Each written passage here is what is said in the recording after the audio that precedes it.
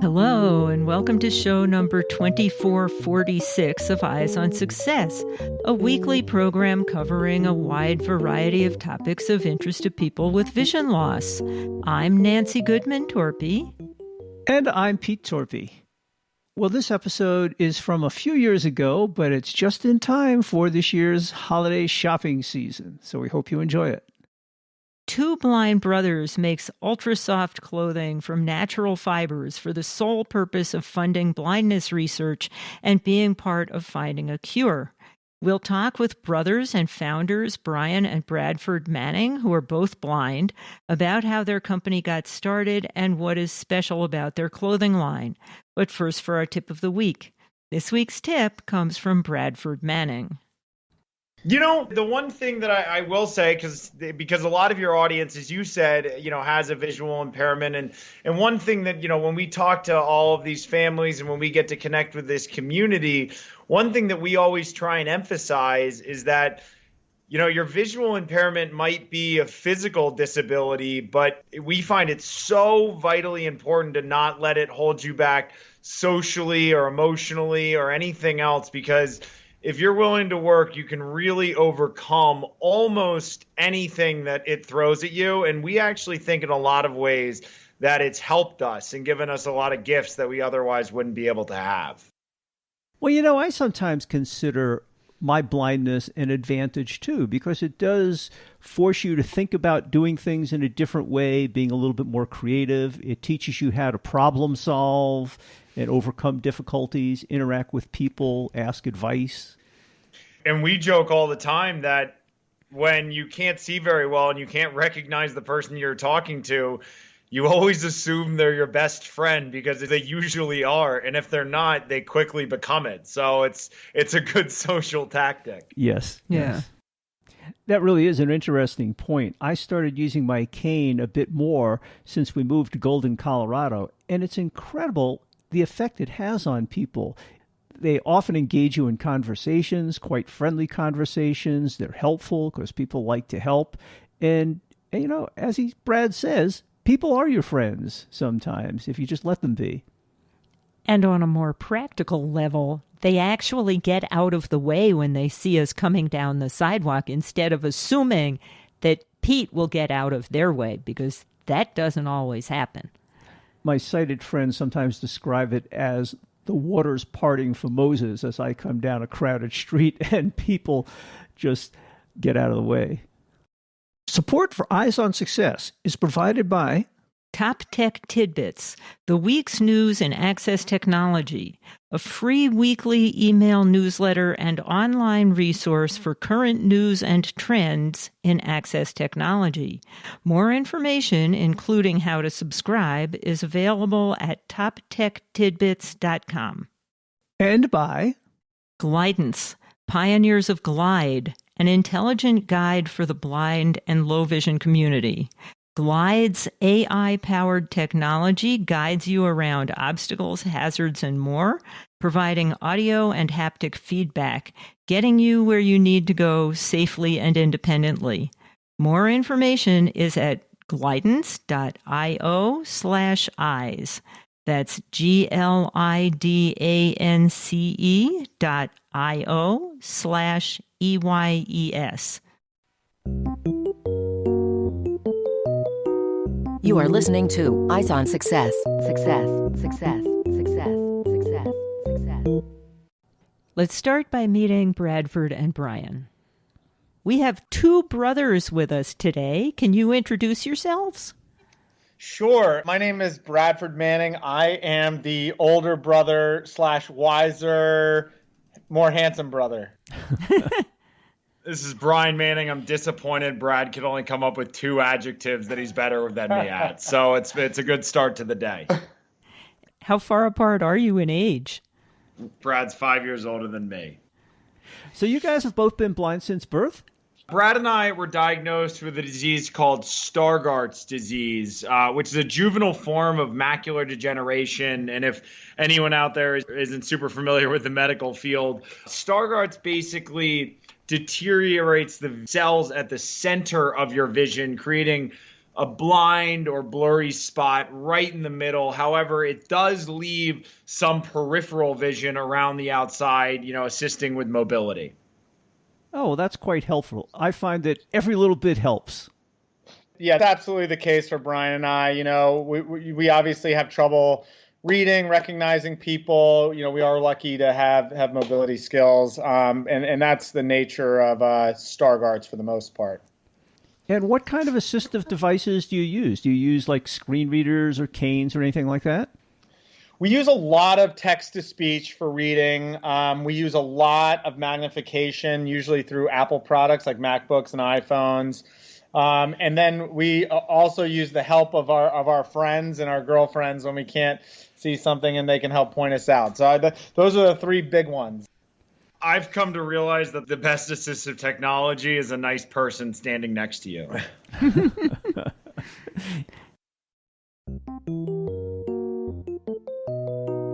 Support for Eyes on Success comes from our listeners and corporate sponsors.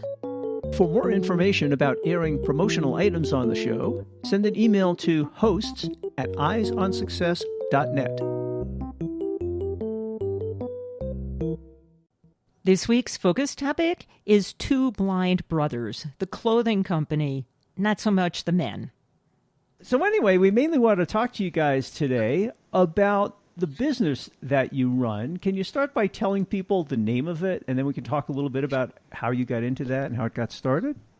Sure. The business is called Two Blind Brothers, and really the mission of the company is, number one, to make the softest shirts in the world, and number two, to help cure blindness. And we do that by donating 100% of all the profits from the project back to preclinical research to help cure blindness.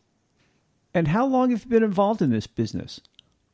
The business has been running officially since May of 2016, but the idea sprung upon us probably 7 or 8 months prior. And some of your listeners, or you guys may know as well, shopping when you're blind or visually impaired can be a pain in the butt, for lack of a better word, because finding the price, the label, the size, the color, all of it's a huge issue. And Brad and I one day were shopping in a Bloomingdale's of all places, and we lost each other in the store, which tends to happen. And we ended up walking out and choosing the same exact shirt because, as you may know, the first thing we do is we kind of run our hands over everything like we're 5 years old. And then when we find something that we like or that it feels quality, we pull it off the rack. We do all the work to figure out what it is and if we like it. And so Brad and I bought this shirt at the same time, and we thought that maybe there's something to this. Maybe there's something to this sense of touch, and that we might be able to start a fashion company based around this fabric. Oh, how funny. I find myself doing that all the time. When Nancy and I go shopping, she'll find the general section of the store that we want to be in, and I'll just run my hand along things. And every once in a while, I'll feel something that's pretty cool, and I'll say, hey, look at this. What does this look like? You interested in this? Or maybe I'm interested in this? So the tactile sense is a big one, certainly for people who can't see. What were you guys doing before you got involved in this? I was working at a small investment firm, helping them with business development, and Bryan was doing sales for a data company selling software to community banks. And, this project really started as a side part-time charitable project, and we've just been very lucky with the momentum on it. It's allowed us and given us the opportunity to dedicate the past 2.5 years to it. So this is now your full-time jobs? We still have some residual work that we do outside of it. It helps keep the lights on, and we don't want to. We take a minimum wage salary out of the project so we can stay on the company health insurance, but we really want to try to keep it as charitable as possible. So we do some work outside of the project as well. But it sounds like you both had very good backgrounds for getting involved in such a venture. In some ways, yes. In some ways, no. We knew nothing about e-commerce, nothing about social media advertising, and nothing about fashion. But we were lucky to have a lot of friends with experience in those things that helped us along the way. I think our dad summed it up nicely when we told him we were going to start this project. He said, "You two can barely dress yourselves well. What are you doing making clothes for others?" Well, but you're in a special position where you've had all of these negative experiences, getting lost in a department store, probably having trouble with websites that are inaccessible. And so you know everything you can do wrong and everything to avoid. Yeah, exactly. I mean, we just wanted to focus on what we found interesting about the way that we shop, which is just the attention to sense of touch, and we don't parade ourselves out as being futurist fashion icons. We just focus on what we care about and what we think a lot of people care about, which is that sense of touch and the fact that it feels awesome when you're wearing it. So it sounds like from what you described, you thought about this for some number of months before jumping in wisely. But I'm wondering how people actually get started with something like this. Very slowly is how Brad and I did it, making a lot of mistakes. Because we wanted to build this company so much around the sense of touch, we ordered fabrics from all over the world. And we went to a coffee shop, and we'd meet once or twice a week, depending on our schedules, and just go through these fabric books saying, I like this, I don't like this, sorting them into piles and doing this over and over and over again till we struck upon something that we absolutely loved. And when we finally got that fabric, we high-fived, and then we both looked at each other and said, "Do you happen to know how to sew or how to make a shirt?" Which was an amazing moment. But then we found this wonderful group up in New York City who could make us a few hundred shirts. And then we tried with those to force our friends and family to buy these clothes from us after we put up our own little website. So what's special about the fabric? Oh, it's like butter in your hand. It's almost like magic to touch. I can go into the detail if you would like me to. I'm kind of curious. Great. So the fabric is 66% rayon from bamboo, which is an amazing construction piece because it's breathable, it's soft, it has really long tie points. If you think about running your finger over something, it feels very smooth until there's a little bump. But what bamboo has is it minimizes those little bumps almost to nothing. So it's smooth and soft. And then it's 27% cotton, which gives it that structure, that strength, so that when you wear it that first day and you wear it that 100th day, it'll stay together and still be that wonderful shirt. And then there's a little mixture of 6% spandex. And what that does is it gives it that big old hug that we love in clothes, that when you can pull it out, it'll stretch, it'll come back to form, and then it'll wrap around your body and feel like it's a cloud is giving you a little bit of a hug.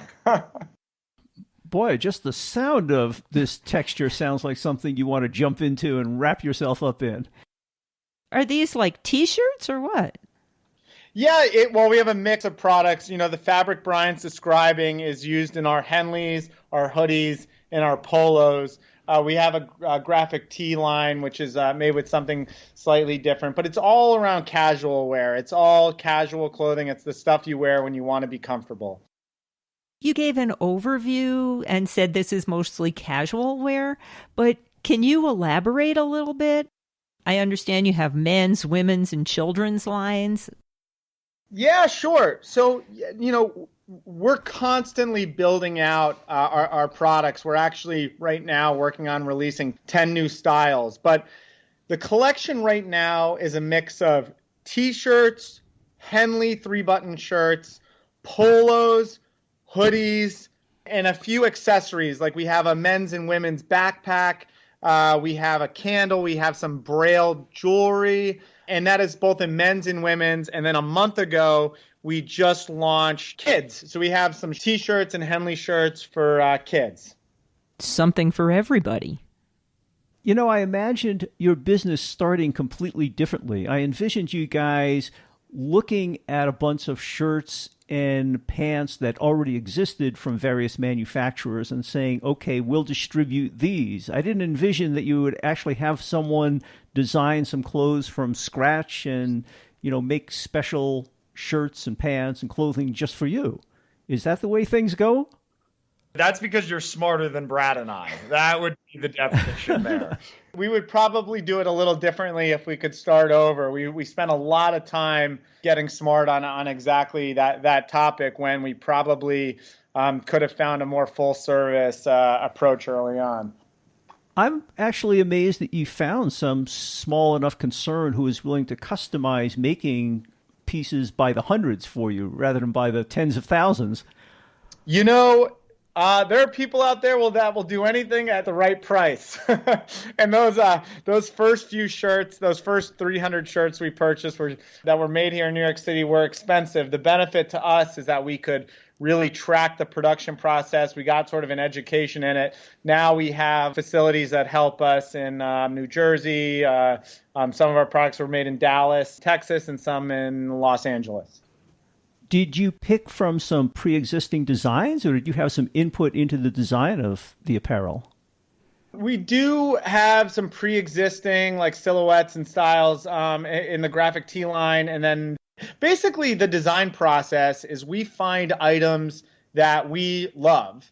And then we buy them all up, and then we think about what we would want to change about them. So you have your favorite shirt in your closet, and then if somebody were to say, well, if you wanted to, make it a little bit better, what would you do? And so we make those little alterations. We create our own pattern. It gets cut. We sample it, and once it's all approved, we go into the production process. And then one little design detail that we add to all of our shirts is we try to incorporate. Bryan and I learned Braille growing up in middle school and high school, and we've had a lot of fun incorporating Braille details into some of the shirts. So on our, on all of our shirts, we have sort of a Braille tag on the sleeve, as well as on our graphic tees, we actually put the color of the shirt in Braille on the hem. Oh, how handy that is. That's handy. I once had a shirt with Braille on it. My older brother, somewhat whimsically, made this shirt for me with fabric paint, and right across the chest it said, "If you can read this, you'd better be Peter." I wore that shirt until the Braille fell off. Oh man, well, let us know. We'll send you a custom new version of it. I'd love it. I had fun reading it. Well, that's pretty handy though, having the Braille labels built in. When we were both working and, I had to dress a little bit more formally, Nancy used to sew on little metal Braille tags for the color of my ties and shirts and pants. And so it was easy for me to pick out my clothing and make sure it matched in the morning. But it could have saved her a lot of work if she knew about these shirts. Yeah, I wish we could say that, the line is 100% completely accessible, because we have to get the Braille details on there for things like the size, the care instructions, the colors. We're still kind of working through some of those iterations, but, we do find that having the color of the shirt on the hem is kind of a cool detail, and it's something we want to do more of in each piece we have. Yeah, that's helpful. I assume your website is fully accessible. I hope so. Luckily we use a platform called Shopify, which is sort of the best of the best in standard e-commerce. So they've incorporated a lot of those aspects into them, and we have a firm that is helping us make sure that we're trying to find fun ways to incorporate accessibility too. We try to kind of let people experience what it's like to have a vision impairment on the website by clicking this icon. We try to hide some Easter eggs and some of the text-to-speech stuff. That's one of the things we're working on now. This might be a little off topic, but the website is built on a platform that incorporates a lot of best practices and standards around accessibility.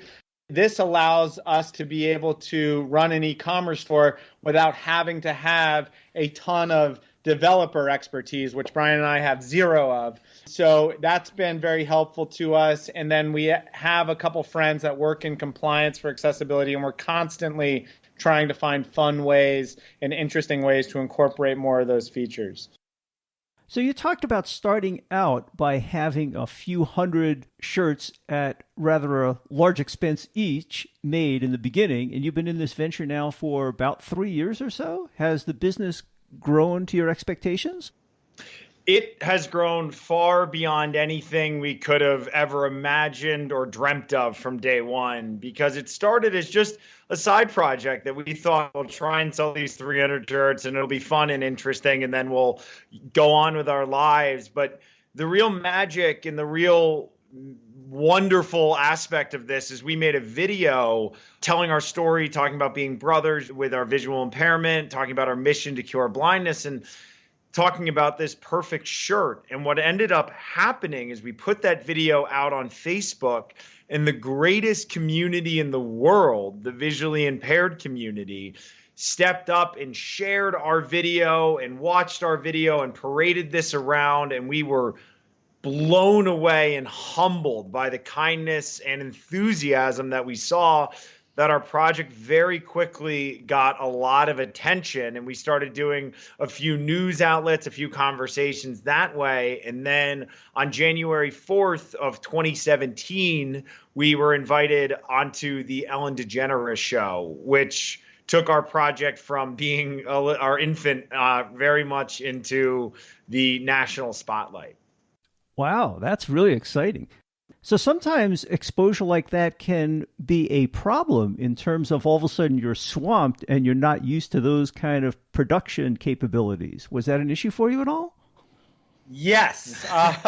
Yes, to put it lightly. I mean, there's been so many moments through this project where we have been extremely underprepared, the Ellen DeGeneres show being one of them. I mean, we woke up the next day from that show with back orders for the next 3 to 4 months.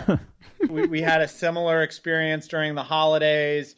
One of our big resolutions is to try to prepare for these moments, because we've been so surprised at the upside and have tried to keep up. And, you know, we've really been touched by the good faith and the spirit of the community. You know, we've been shocked at how understanding and supportive people are in helping us with the growth of the project. Well, that must be very rewarding from a personal standpoint. And also, it sounds like you guys have learned a lot. You weren't fully prepared, but you were reasonably prepared and willing to work hard, I guess.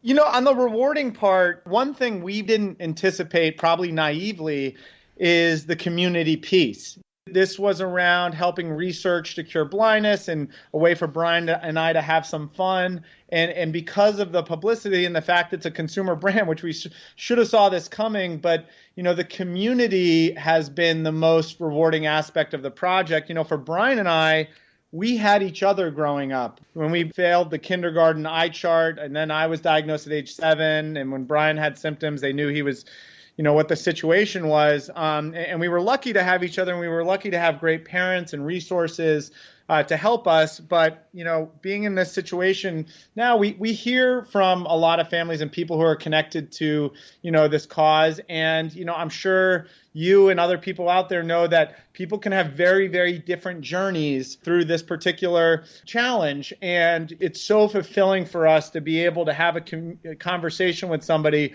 who is in the same situation that we were in 25 years ago. And it's tough to connect with other blind individuals these days in the same situation, because there aren't that high of a density of them in one geographic area. And this is one thing that's neat for us about doing the show, is we connect with people all over the world via Skype, and then we can share these stories with other blind individuals, and kind of everybody benefits and learns from other people's experiences. And it's nice to know that there are other people in the same boat. So kudos to you guys. Sounds like a really great effort and a lot of fun. And one of the fun aspects of doing this show is that not infrequently we've had occasion to put people in touch with each other. We'll get an email from a listener asking a question, and we'll say, well, geez, you know, we interviewed so-and-so on exactly that topic, and we'll send them the links to the show and the contact information that the interviewee has provided, and then they get in touch with each other. And that's very gratifying to be able to help people get to answers that they're looking for. The one question I often hear people who interview entrepreneurs ask is, how much of your success do you attribute to hard work versus luck, or some combination? I think anybody who says it isn't luck their luck doesn't play a big component is a little bit egotistical. Yeah, it's probably a pretty equal combination. I think there's a lot of people out there that out of the desire to have a social impact and to do something that they care about, this was never seen as hard work because this is something we wanted to do in our free time and that we were passionate about. And then it was the community and others that lifted up the project. I wish we could say that we educated ourselves on all the topics to make this successful, but a large part of it is the story resonating with people and lifting us up. We work really, really hard right now on trying to grow it, but a lot of it is because of our passion and commitment to it. It feels odd to almost say it's because of this grueling work, because we enjoy it so much. That makes a big difference. If you enjoy doing what you're doing, often you'll succeed. Yeah. You are listening to Eyes on Success.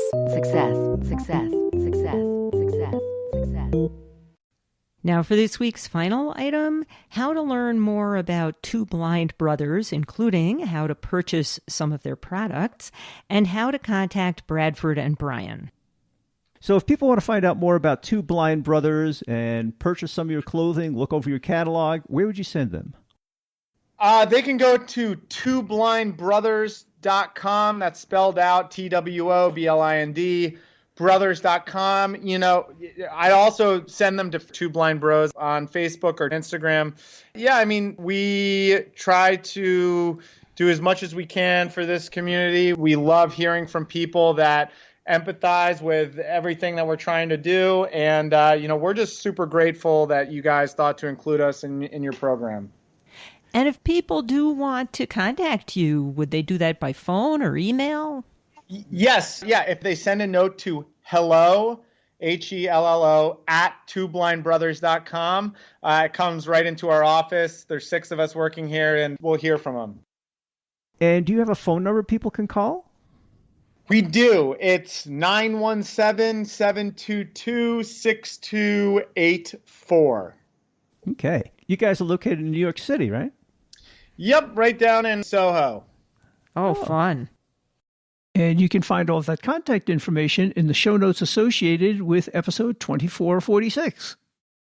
That's it for today's show. Next week on Eyes on Success, we'll be talking about a documentary, movie, and podcast called Unseen: Life as a Blind Immigrant. Unseen: Life as a Blind Immigrant explores the intersections of disability, immigration, work, and mental health in the United States.